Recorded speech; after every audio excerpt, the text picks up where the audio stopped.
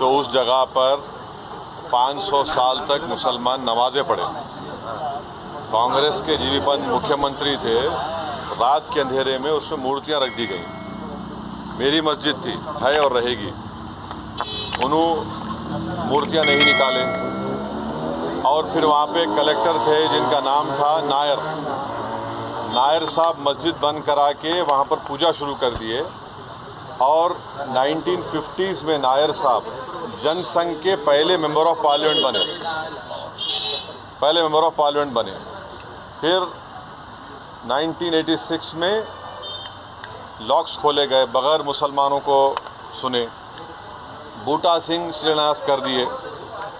6 दिसंबर 1992 को supreme court को ये वादा करके बीजेपी संघ परिवार बाबरी मस्जिद को डिमोलिश कर दिए, शहीद कर दिए।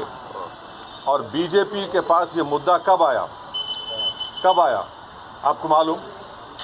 आप लोग मालूम बीजेपी कब उठाई? 1989 में पालनपुर में बीजेपी रेजोल्यूशन पास करी। विश्व हिंदू परिषद जब फॉर्म हुई, जब तो राम मंदिर नहीं था। महात्मा गांधी बोले क्या? महात्मा गांधी इस बारे में बोले, उन्होंने तो बहुत बड़े, उन्होंने तो हे राम बोल के मारने वाला गोली मारा उनको गोडसे, उनके ज़बान से ही तो निकला था। वो बोले क्या? नहीं बोले। तो ये पूरा एक सिस्टमेटिक तरीक़े से भारत के मुसलमानों से ये बाबरी मस्जिद को छीन लिया गया। सुप्रीम कोर्ट का यकीनन फ़ैसला है। सुप्रीम कोर्ट हमारे मुल्क की आखिरी एपेक्स कोर्ट है। टाइटल सूट था, तो टाइटल सूट में सुप्रीम कोर्ट ने ये कह दिया कि फेथ की बुनियाद पर हम ये जगह मुसलमानों को नहीं दे सकते। सुप्रीम कोर्ट ये भी कह दिया कि वहाँ पर मंदिर को तोड़कर मस्जिद नहीं बनाई गई। ये सुप्रीम कोर्ट ने कहा उस जजमेंट में। और मैंने सुप्रीम कोर्ट के जजमेंट आने के बाद ये रिएक्शन आपको मीडिया को दिया था कि एक सुप्रीम कोर्ट के रिटायर्ड चीफ जस्टिस थे, उनका नाम जस्टिस JS वर्मा नाम था।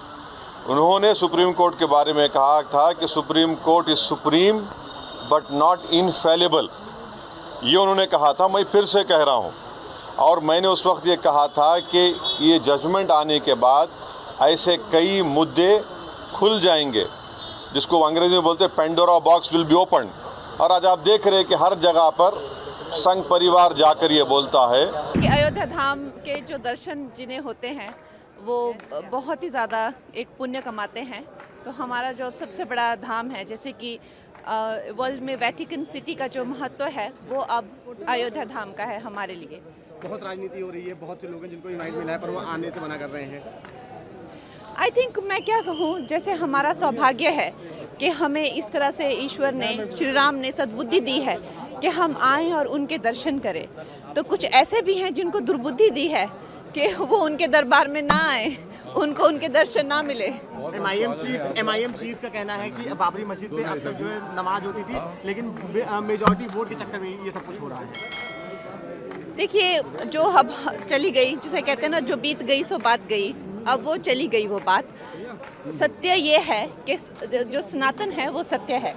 कई हजार साल पहले यहाँ पे श्री राम राज्य था, लेकिन राम जो है, उनका किरदार, उनका चरित्र जो है वो आज भी हर हिंदुस्तानी के दिल में जीवंत है।